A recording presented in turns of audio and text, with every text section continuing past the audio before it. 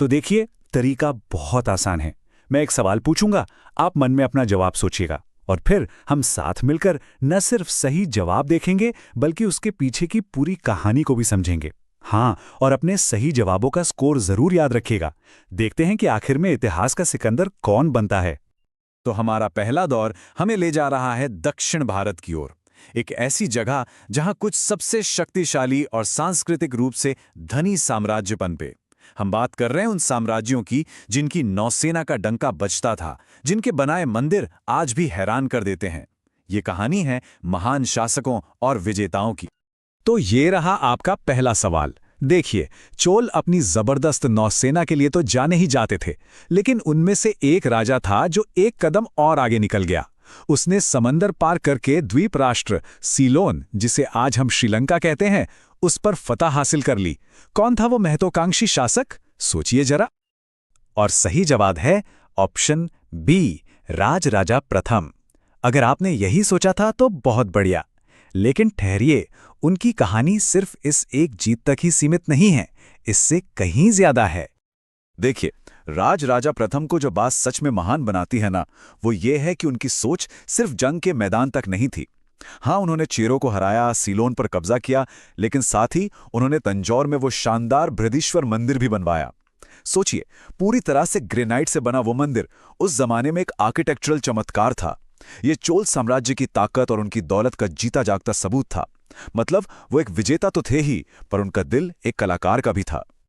चलिए, आर्किटेक्चर के इन अजूबों की बात को आगे बढ़ाते हैं। महाबलीपुरम के मशहूर 7 पगोडाज या 7 पगोड़ा, ये दक्षिण भारतीय मंदिर कला के सबसे बेहतरीन उदाहरणों में से हैं। लेकिन सवाल ये है कि इन शानदार मंदिरों को बनवाया किसने? पल्लवों ने, पांड्यों ने, चोलों ने या फिर चेरों ने? और इसका सही जवाब है ए, पल्लव। उन्हीं के संरक्षण में हमें भारत के कुछ सबसे खूबसूरत रॉक कट स्मारक मिले। लेकिन 7 पैगोडा की जो कहानी है ना, वो जितनी सीधी दिखती है उतनी है नहीं। इसमें एक गहरा रहस्य छिपा है। और बात दिलचस्प यहीं से होती है। 7 पैगोडा का नाम असल में पुराने नाविकों ने दिया था। क्यों? क्योंकि उन्हें लगता था कि किनारे पर कभी 7 मंदिर हुआ करते थे। आज हमें सिर्फ एक मशहूर शोर टेम्पल ही दिखाई देता है। तो सवाल उठता है, बाकी 6 कहाँ गए? उनका क्या हुआ? कुछ लोगों का मानना है कि उन्हें समंदर ने अपने अंदर समा लिया, और इस थ्योरी को तब और बल मिला जब 2004 की सुनामी आई और जब पानी पीछे हटा तो कुछ पलों के लिए पानी के नीचे दबे कुछ खंडर दिखाई दिए थे। है ना एक अनसुलझा रहस्य जो आज भी समंदर की लहरों में कहीं छिपा है। चलिए, अब बारी है हमारे दूसरे दौर की। इस राउंड में हम राजवंशों से थोड़ा हटकर उन विचारों और उन सीमाओं की बात करेंगे जिन्होंने प्राचीन भारत को आकार दिया। हम गोता लगाएंगे कल्चर और ज्योग्राफी में, वो 2 चीजें जिन पर भारतीय सभ्यता की नींव टिकी है। हम सब रामायण की कहानी जानते हैं ना, लेकिन ये कहानी सिर्फ एक ही भाषा या एक ही तरीके से नहीं कही गई है। इसका एक बहुत ही मशहूर तमिल संस्करण भी है जिसने इस कहानी को एक नई संस्कृति के लिए एक नए अंदाज में पेश किया। तो सवाल यह है कि वो कौन महान कवि थे जिन्होंने ये कालजयी काम किया? इसका सही जवाब है ऑप्शन ए, कंबन। और एक बात समझना बहुत जरूरी है, उनका काम सिर्फ एक ट्रांसलेशन यानी कि एक अनुवाद नहीं था, ये उससे कहीं बढ़कर था। कंबन की 12वीं सदी की रचना रामावतारम अपने आप में एक मास्टरपीस है। हाँ, ये वाल्मीकि की संस्कृत रामायण पर आधारित जरूर है, लेकिन उसकी हूबहू नकल नहीं है। कंबन ने अपनी क्रिएटिविटी का इस्तेमाल किया। उन्होंने कहानी के नैतिक और आध्यात्मिक पहलुओं पर अलग तरह से जोर दिया। जैसे कि कंबन की रामायण में रावण का जो किरदार है वो अक्सर ज्यादा कॉम्प्लेक्स, ज्यादा गहरा माना जाता है। ये दिखाता है कि कैसे एक ही कहानी अलग अलग कल्चर में जाकर नए रंग और नए मायने ले सकती है।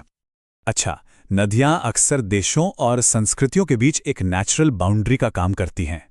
भारत में भी एक ऐसी ही बहुत जरूरी नदी है, नर्मदा। ये नदी पारंपरिक तौर पर भारत को 2 हिस्सों में बांटती है, उत्तर भारत यानी आर्यावर्त और दक्षिण भारत यानी दक्षिणापथ। तो सवाल ये है कि वो कौन से प्राचीन लेखक थे जिन्होंने इस बंटवारे का जिक्र अपनी किताबों में किया था? और वो लेखक थे सी राजशेखर, जो 10वीं सदी के एक कवि और नाटककार थे। और उन्होंने जो ये बात कही वो सिर्फ ज्योग्राफी के हिसाब से नहीं बल्कि कल्चर के लिहाज से भी बहुत बहुत जरूरी थी। ये जो लाइन आप देख रहे हैं ये सब कुछ बता देती है। विंध्य पर्वतों के साथ बहती नर्मदा नदी सिर्फ नक्शे पर एक लकीर नहीं है। आप सोचिए, इतिहास में ये एक बहुत बड़ी रुकावट थी सेनाओं के लिए, और साथ ही ये एक फिल्टर की तरह भी काम करती थी, जहां से संस्कृतियां छनकर एक दूसरे तक पहुंचती थीं। आज भी हम उत्तर और दक्षिण भारत में जो राजनीतिक, भाषाई और सांस्कृतिक फर्क देखते हैं ना, उसकी जड़ें कहीं ना कहीं इसी पुराने बंटवारे में हैं। ये एक ऐसी सीमा है जिसे प्रकृति ने बनाया और इतिहास ने और भी पक्का कर दिया। ओके, तो अब आता है हमारा तीसरा दौर, और ये थोड़ा ट्रिकी है। इस बार एक सवाल नहीं बल्कि एक पहेली है। मैं आपको लिस्ट ए में 4 पल्लव शासकों का नाम दूंगा और लिस्ट बी में उनकी 4 उपलब्धियां। आपका काम है सही जोड़ी बनाना, तो आराम से सोचिए। तो ये रही आपकी चुनौती। लिस्ट ए में है महेंद्र वर्मन प्रथम, परमेश्वर वर्मन प्रथम, सिंह विष्णु और नरसिंह वर्मन द्वितीय। और लिस्ट बी में उनके काम हैं रणरसिक शहर का विनाशक, अवनी सिंह या पृथ्वी का शेर का टाइटल, कैलाशनाथ मंदिर का निर्माण और रॉक कट मंदिरों की शुरुआत। तो लगाइए दिमाग, कौन सा राजा किस काम से जुड़ा है। सोचिए, आर्किटेक्चर का स्टाइल कैसे बदला, या कौन सा टाइटल किसी की मिलिट्री पावर को दिखाता है। मैं आपको थोड़ा समय देता हूं। चलिए अब जवाब देखते हैं। तो सही जोड़ियां हैं महेंद्र वर्मन प्रथम ने की चट्टानी मंदिरों की शुरुआत, परमेश्वर वर्मन प्रथम थे रणरसिक के विनाशक, सिंह विष्णु को मिली पृथ्वी के शेर की उपाधि, और नरसिंह वर्मन द्वितीय ने बनवाया शानदार कैलाशनाथ मंदिर। अब जरा ये समझते हैं कि ये उपलब्धियां पल्लव साम्राज्य के लिए इतनी जरूरी क्यों थीं। हर एक राजा ने अपनी एक अलग छाप छोड़ी। जैसे महेंद्र वर्मन प्रथम, उन्होंने मंदिर बनाने के तरीके में ही क्रांति ला दी। सोचिए, ईंट पत्थर जोड़ने के बजाय उन्होंने सीधे पहाड़ की चट्टानों को तराशकर मंदिर बनाना शुरू किया। उस समय के लिए ये एक अविश्वसनीय रूप से मुश्किल और नई तकनीक थी। फिर सिंह विष्णु, उनका पृथ्वी का शेर टाइटल सिर्फ कहने के लिए नहीं था, उनकी जीतों ने ही पल्लवों के सुनहरे दौर की नींव रखी। और आखिर में नरसिंह वर्मन द्वितीय का कैलाशनाथ मंदिर। ये मंदिर पल्लव आर्किटेक्चर का चरम था, जिसने रॉक कट परंपरा को एक नए लेवल पे पहुंचा दिया। और अब हम आ गए हैं अपने आखिरी दौर में। ये है असली चुनौती, खासकर उनके लिए जो खुद को हिस्ट्री बफ मानते हैं। इस बार बात है क्रोनोलॉजी की, यानी सही क्रम की। क्या आप इन 4 शक्तिशाली राजवंशों को उनके आने के सही क्रम में लगा सकते हैं? तो मैदान में हैं गुर्जर प्रतिहार, पंजाब और काबुल के हिंदू शाही, दक्कन के राष्ट्रकूट और कल्याणी के चालुक्य। इन सब ने मध्यकालीन भारत में एक बहुत बड़ा रोल निभाया। लेकिन सवाल है, पहले कौन आया? सोचिए कि सत्ता उत्तर, मध्य और पश्चिम भारत के बीच कैसे बदल रही थी। ये क्रम असल में साम्राज्यों के बनने और बिखरने की कहानी है। आराम से अपना समय लीजिए।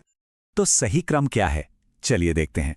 सबसे पहले आते हैं गुर्जर प्रतिहार, जिन्होंने उत्तर भारत पर राज किया। उनके बाद आए दक्कन के राष्ट्रकूट, जो उनके सबसे बड़े कॉम्पिटिटर थे। फिर आते हैं हिंदू शाही, जिन्होंने उत्तर पश्चिम में एक बहुत जरूरी बफर जोन बनाया। और आखिर में जब राष्ट्रकूटों की शक्ति कम हुई, तब दक्कन में उदय हुआ कल्याणी के चालुक्यों का। ये क्रम बिल्कुल एक रिले रेस की तरह है, जिसमें सत्ता की मशाल एक हाथ से दूसरे हाथ में जा रही थी। ये मध्यकालीन भारत की लगातार बदलते पॉलिटिकल सीन को एकदम सही तरीके से दिखाता है। और इसी के साथ प्राचीन भारत के इतिहास की हमारी ये चुनौती यहीं खत्म होती है। तो कैसा रहा आपका स्कोर? चाहे आपने सारे जवाब सही दिए हों या फिर कुछ नई और दिलचस्प बातें सीखी हों, मुझे उम्मीद है कि इस सफर ने आपके लिए अतीत को थोड़ा और जिंदा कर दिया होगा। और जाने से पहले मैं आपको एक सवाल के साथ छोड़ना चाहता हूं। जरा सोचिए, आज के दौर की हमारे अपने इतिहास की कौन सी बातें सदियों बाद या तो भुला दी जाएंगी या फिर उन्हें गलत समझा जाएगा। राज राजा और पल्लवों की कहानियां आज इसलिए जिंदा हैं क्योंकि उन्हें पत्थर पर उकेरा गया या किताबों में लिखा गया। हमारी इस डिजिटल दुनिया की कौन सी चीज वक्त की इस परीक्षा को पास कर पाएगी? ये एक बहुत जरूरी बात याद दिलाता है कि इतिहास सिर्फ वो नहीं है जो हुआ था। इतिहास वो है जिसे हम याद रखना चुनते हैं। हमारे साथ जुड़ने के लिए बहुत बहुत शुक्रिया।